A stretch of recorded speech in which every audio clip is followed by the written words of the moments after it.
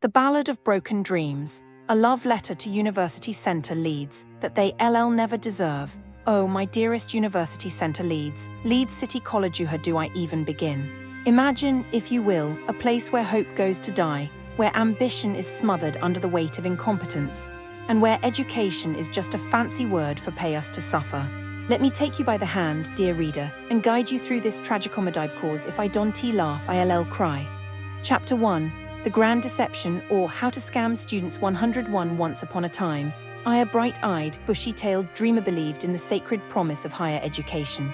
Foolish, I know. University Centre Leeds dangled their degrees like golden carrots only to yank them away like a cruel prank. Exhibit A, Rick's poor son, offered a spot on a degree course only to find out oops. On August 22nd, after wasting months planning his future, that the course didn't even exist anymore. No call, no email, just silence, the kind of silence that screams, we don't care about you, why is this bad? It's psychological warfare. Imagine spending months envisioning your future only to have it ripped away because someone couldn't be bothered to send an email. It's financial sabotage. Students arrange loans, housing their entire lives around this. Now, they race stranded, scrambling, screwed, it's cowardly. If you gonna cancel a course, at least have the decency to tell people. But no, that would require effort. Chapter 2, The Ghost Professors, or Why Pay Teachers When You Can Just Not. The teaching staff. Or should I say the mythical beings who occasionally grace the halls between stress-induced disappearances. 4 Mile a Prophet really said it best. Tutors kept going off due to stress, classes cancelled, left to self-study. Translation, you're paying thousands to teach yourself. Why is this bad? You're being robbed. If I wanted to Google my degree, I'd save $9,250 a year and sit in my pajamas. It's neglect. Teachers vanishing like ghosts. Exams before lectures. Eric Swilinski, bless you for exposing this madness. That's not education, it's hazing, it's exploitative. Staff are overworked, underpaid, collapsing under pressure, and students pay the price.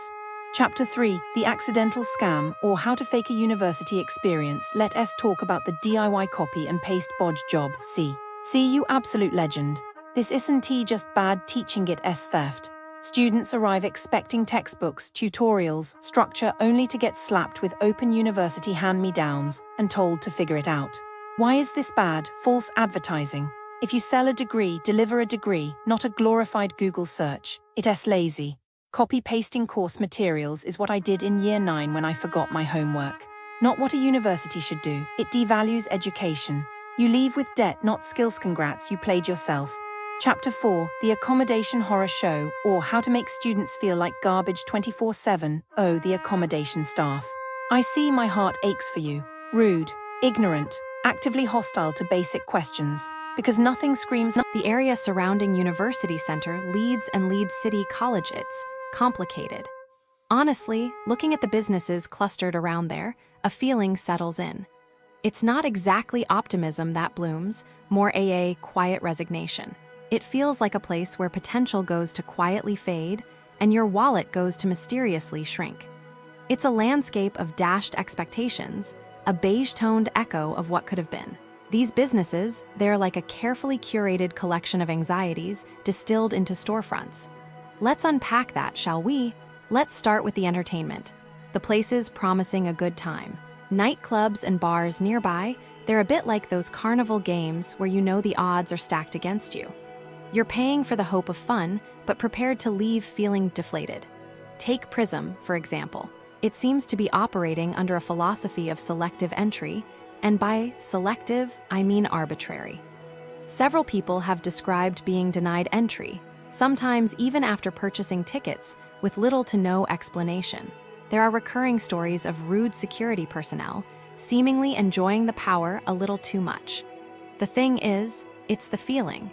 It's not just getting turned away, it's the sense of being deliberately made to feel unwanted. It's a peculiar cocktail of disappointment and indignation.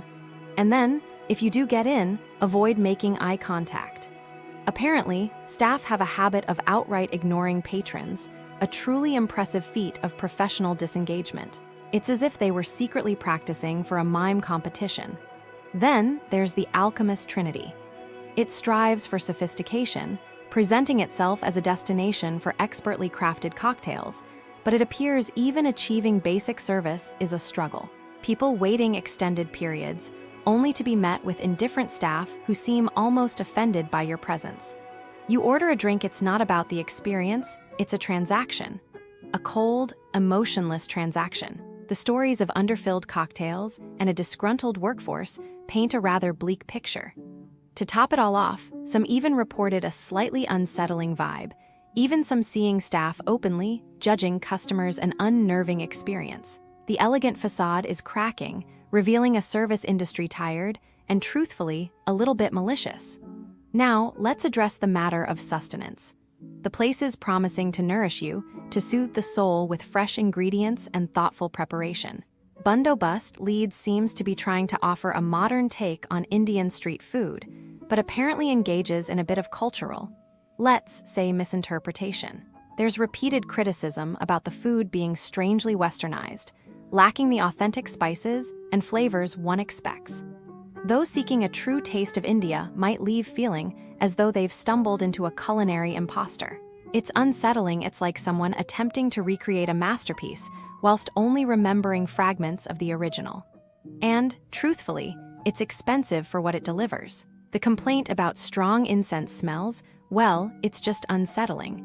It feels like a desperate attempt to mask something else. It feels like they are masking the souls of people who were disappointed. Who knows? Then there's olive rye. I honestly don't know where to begin with olive rye. Perhaps with moldy bread masquerading as pesto infused? Or the chronic issues with online orders, a purgatory of forgotten deliveries and unanswered emails. It feels like a place consumed by chaos, where basic competence has utterly abandoned ship. There are consistent reports of incredibly slow service, indifferent staff, and food served looking unhappy. They seem to operate on a principle of, if we ignore the problem long enough, it will go away. It doesn't. It festers. It's profoundly disheartening. Is there any wonder why they have needed repairs? Or why the staff are so reluctant to provide assistance? And then the retail, oh, the retail. Hip. The name itself feels ironic, given the customer experiences described. This seems to be a place where online shopping goes to die. Orders cancelled without explanation, items arriving damaged, a complete absence of customer support. It seems they prioritize a carefully cultivated aesthetic over, actually fulfilling orders. It's the perfect embodiment of style over substance. It's a silent, digital scream of frustration.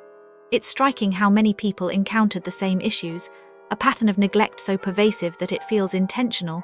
They seem to be deliberately playing with people's hearts. Finally, the Met Hotel Leeds. Honestly, this is where the sense of quiet resignation fully descends. It seems to be perpetually under construction, offering. Oh my God, you guys, I'm so sad.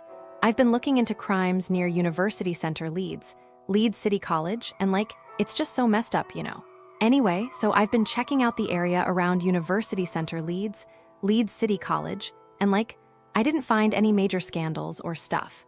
But there's still some stuff that tourists should be aware of, businesses around here, they're a little sketchy, if you know what I mean. So, I heard about this one incident where a tourist got scammed by a street vendor near University Center Leeds, Leeds City College. The vendor was selling these super cheap watches, and the tourist thought, oh, what a great deal. But the watch was probably just a fake, I predict that the tourist probably felt so stupid afterwards, why did I fall for that? And they probably ended up wasting their money, The scammer, they probably just laughed all the way to the bank ha, another tourist fooled. And the tourist had to deal with the consequences, trying to report it to the police and stuff. And another thing, I heard that some shops around University Center Leeds, Leeds City College, they're really good at making you